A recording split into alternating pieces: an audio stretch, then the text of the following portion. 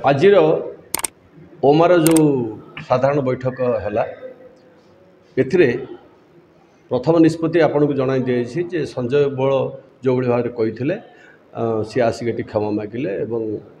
नतमस्तक होके आठेक गुरुमान को भूल मागिले एवं गुरु तांको क्षमा देदेले एवं जो पार्टी से अच्छा बर्तमान मास्टर मैंने सेटिक जीवे एवं नाटक करेंगे और गुरु शिष्यर परंपरा रहिबो। द्वितीय दयानिधि उपाध्याय जे कि आमर विश्व दरबार अच्छा सी तीन थर सुजोग दिगला आसिक सार मान सहित मिसापी और कौ परिप्रेक्षी से सार मान को एमती कही से विषय टीका टिप्पणी रखापी सी आसिले ना एवं गतकाली संध्यारे गोटे दस्खत विहीन चिठी प्रेसिडेंट को आसला एवं सेटा ग्रहणीय है ना आम साधारण सभा दया को जो पार्टी अच्छा विश्व दरबार में आसंता वर्ष कौन नाट्यकार निर्देशक न जावाक निष्पत्ति है जेहेतु से जहाँ मास्टर मान विरुद्ध कही आपण मैंने आगुरी देखी सारी तेणु कारण भी आप जानते तेणु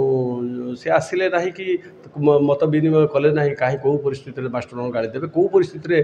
जी सार को सार बोली मानु ना ताकू कौ परिस्थिति सार मैंने जाकि शिखेबे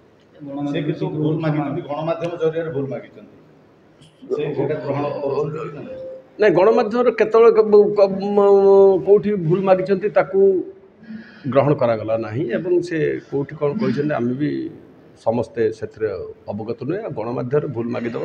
आ ये करदे आ सार सहित आसिक बसिक तीन थर सुजोग दि जाइए मालिक महासंघ जरिया जन दि जाइए तेणु से आज भी आसिले ना तेणु निष्पत्ति निगला या कौन राइटर डायरेक्टर जी नाटक प्रस्तुति आप भल भाव जानते नाटक तो निश्चित भाव में लेखा चली था जो अनुबंधित होती सागे सागे लेखा चली था लेखा चलनी कहीं ना नाटक करेंगे जो धरतु संजय बल आम एपर्यंत आम चली कौन नाटक लेखार चल ना चलता आप सोशल मीडिया आप इलेक्ट्रोनिक मीडिया आप बहुत नाटक ये गोटे दृश्य आप देखी अलरेडी तेणु से विषय आउ कि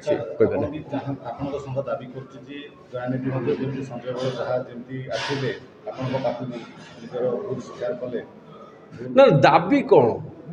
आमे दाबी कौन करूँ आमे क्षताक्त आमे कष्ट पाइचु से कथा उपरे तेणु सी मास्टर बोली मानु ना आम शिखा जीवु केमती आ तेणु एटा दाबी फाबी कथा कथा नुहे एटा स्वतःस्फूर्त भाव